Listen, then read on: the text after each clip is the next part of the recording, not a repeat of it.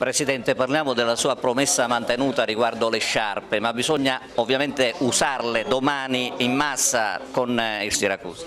Sì, questa è un'iniziativa che abbiamo promesso ai tifosi all'inizio del campionato quando abbiamo sottoscritto gli abbonamenti, anche se un po' in ritardo l'abbiamo mantenuta, però è chiaro che queste sciarpe, come dici tu, devono essere usate e devono essere usate per spingere questi ragazzi ad ottenere domani un grande risultato contro una squadra titolata che ha ben fatto fino ad oggi nel campionato. È una partita importante e difficilissima che noi dobbiamo intraprendere con il piglio giusto e con la giusta determinazione. È chiaro che sarà dura, però noi dobbiamo fare di necessità virtù, dobbiamo ottenere questi 3 punti che ci possano permettere di guardare avanti con grande ottimismo.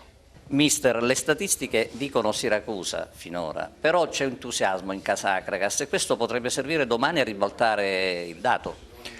Ma sicuramente, noi veniamo da un periodo dove abbiamo raccolto 7 punti in 3 partite, non dobbiamo mollare, dobbiamo cavalcare l'onda. Questo entusiasmo dovrebbe darci quello stimolo in più, ma non dobbiamo perdere quell'umiltà e quella voglia di sacrificarci, che non ci deve mai abbandonare, perché quella è stata la nostra arma che dal 18 luglio ci stiamo lavorando su, e voglio una squadra che è affamata, una squadra che ha voglia di migliorarsi sempre e che vuole raggiungere l'obiettivo. Tiago, domani un invito ai tifosi ad essere presenti in massa e sostenere la squadra in un incontro così importante.